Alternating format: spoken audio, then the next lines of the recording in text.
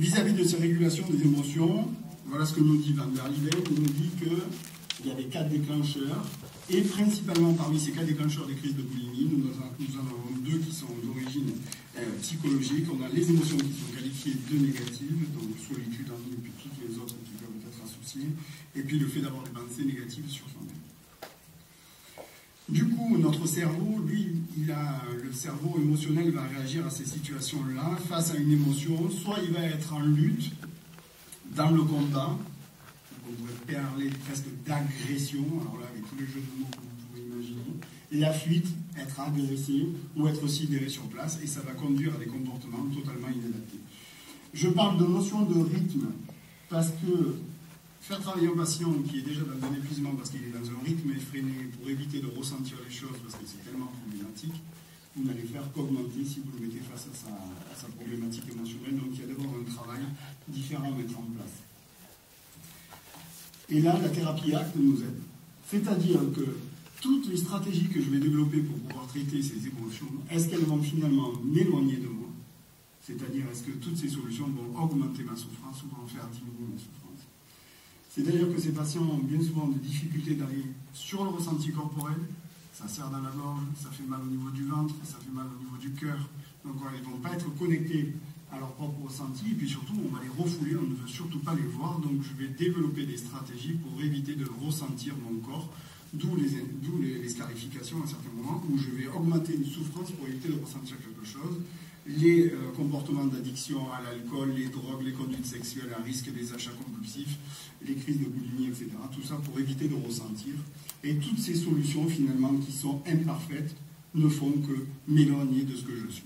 Voilà pourquoi on utilise maintenant les thérapies ACT, donc Acceptance and Commitment Therapy, c'est pour travailler exactement sur la notion de valeur de l'individu, et non pas travailler sur le poids, qui du coup génère des stratégies encore problématiques, mais du coup on va travailler sur ce que la personne est, donc on va augmenter la confiance en soi, l'estime de soi, et on va travailler sur ces valeurs qui vont lui permettre de sortir de la problématique et du comportement de problème. Donc ce n'est, comme je vous le dis, ce n'est pas le poids le problème, mais c'est la stratégie qui est utilisée et qui pose problème.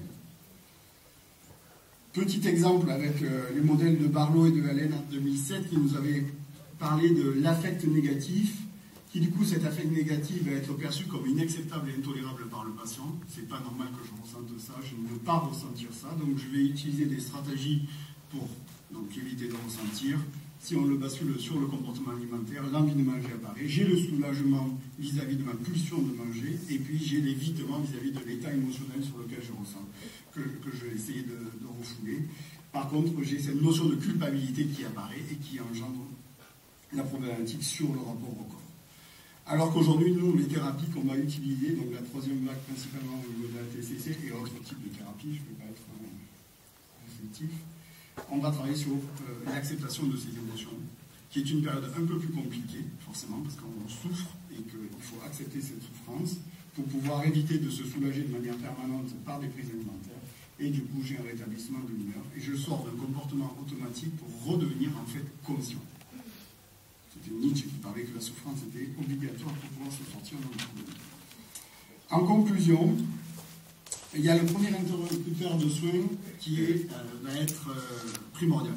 Et je crois que là, nous devons être de plus en plus formés sur ce qu'on appelle l'alliance thérapeutique, l'orientation motivationnelle, la notion d'empathie, l'écoute active et la communication hypnotique.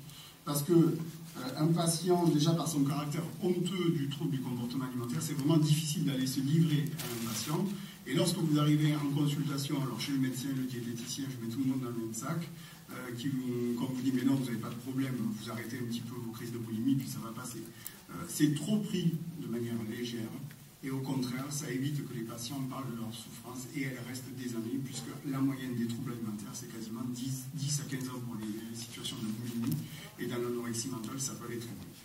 À rappeler que la plupart des patients, principalement dans la boulimie, se sortent de cette problématique-là, que dans l'anorexie mentale, on a quand même la plupart aussi des patients qui s'en sortent, il n'y en a que quelques-unes et quelques-uns qui restent dans une problématique profonde, mais dans l'ensemble, la plupart des patients se sortent de cette situation. À savoir que dans l'anorexie mentale, la seule stratégie qui fonctionne chez l'adolescente, c'est la thérapie familiale. Après, toutes les thérapies associées, ne sait pas si ça marche. Les hospitalisations, on ne sait pas non plus si ça fonctionne. Donc au niveau de l'anorexie mentale, c'est assez compliqué. Par contre, dans le domaine de la boulimie, du binge eating disorder et de l'obésité pour moi aussi, puisqu'on a vraiment tous ces patients qui sont dans ces comportements alimentaires qui sont problématiques, on a vraiment des gens qui sortent rapidement du problème.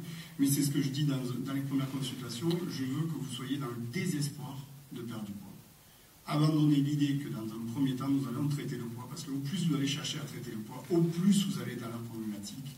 Et je fais bien le distinguo avec le patient de parler, non pas de capitulation, parce qu'il nous confond souvent capitulation, résignation, mais plutôt d'acceptation. Pour le moment, vous ne pouvez pas le modifier.